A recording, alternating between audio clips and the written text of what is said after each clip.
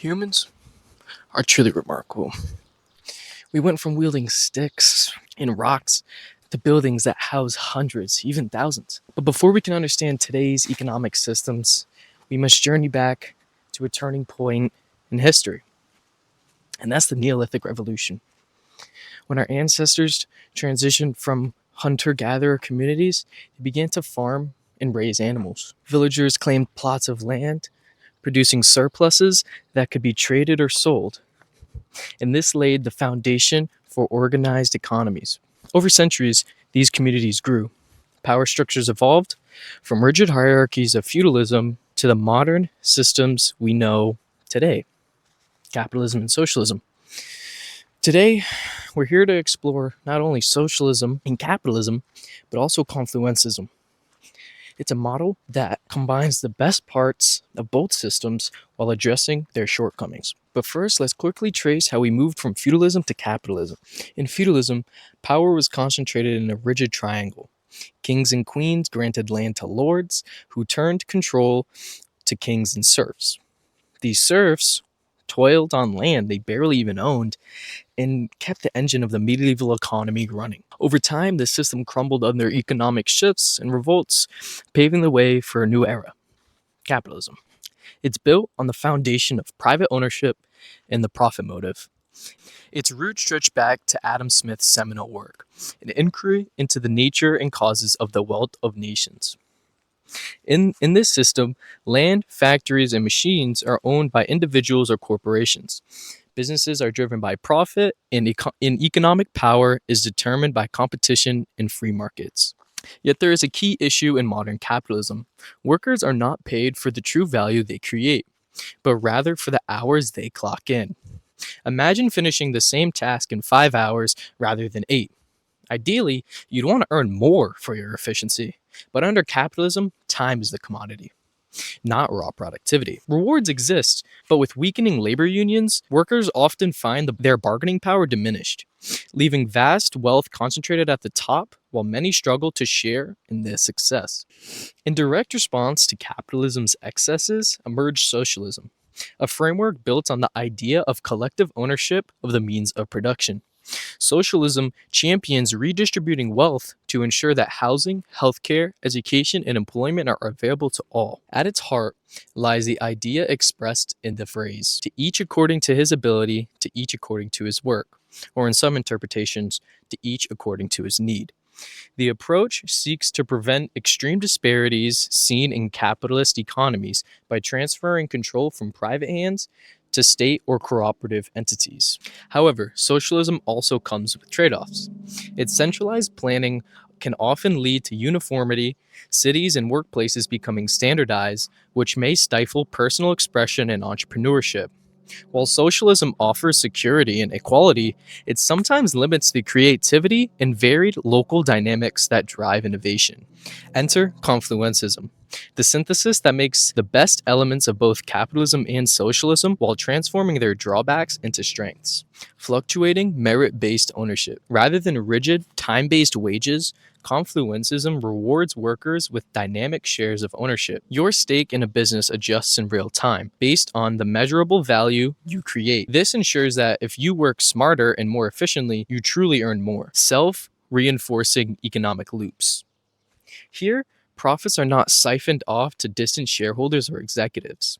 Instead, they're continuously reinvested into local businesses and community projects, creating a never-ending cycle of growth and improvement. Balanced incentives without exploitation. Confluencism aligns every individual's effort with real economic benefits, empowering workers to become both stakeholders and decision makers while preserving the drive inherent in entrepreneurial competition. Strategic, localized community wealth funds, or CWFs. This is where the model gets particularly innovative. Rather than leaving investment to stockholders in the stock market, which creates a lot of wealth inequality by people, not being able to easily invest because it takes so much time to learn.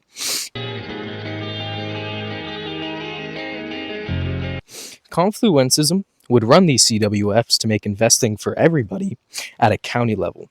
Now let's take a look how this might function in Massachusetts by considering 5 different counties. First, we have Bristol County, consisting of cities like Fall River, New Bedford, Taunton, and Attleboro. Bristol County has a diverse mix of modest incomes and industrial heritage. A county level CWF here would pool capital from across all its cities, ensuring that even though those with less affluent origins still benefit from this collective reinvestment. Middlesex County, with powerhouse cities like Cambridge and Newton, backed by institutions such as Harvard and MIT, Middlesex generates a huge economic output. Yet, cities like Lowell and Malden bring balance. A countrywide fund. Damn! No! I just got attacked. I just got attacked by a bug. Holy crap. Jeez. Anyway, a countywide fund helps distribute excess capital fairly, smoothing out disparities between affluent and middle income areas. Essex County. Coastal towns like Beverly, Marblehead, and Newburyport sparkle with affluence, while cities such as Lynn and Lawrence need additional support. A county CWF bridges these gaps, directing resources to areas that might otherwise lag behind. Worcester County. Here, with the urban centers of Worcester flanked by mid-sized cities like Fitchburg and Leominster, the economic landscape is varied. The county-level approaches captures this diversity, reinvesting funds into both established urban hubs and smaller communities. Hampden County. Dominated by Springfield, with suburban towns such as Chicopee, West Springfield, and Longmeadow, Hampden CWF would combine the economic heft of the city with the needs of its surrounding communities, ensuring balanced development. Local versus broader investment. Layering CWFs. To ensure our system remains truly local, residents with a permanent local presence are eligible to invest in a county CWF. By limiting participation exclusively to community members, we guarantee that the decision, governance, and benefits of the fund directly reflect local priorities. A broader level federal CWF would work in tandem with the country funds, addressing nationwide challenges and supporting large-scale projects such as infrastructure improvements and strategic innovation. This layered system not only preserves the local voice, but also harnesses the power of interconnected capital flows to drive regional prosperity. From feudal hierarchies to modern-day capitalism and socialism, our economic systems have evolved. But none has perfectly balanced efficiency with fairness.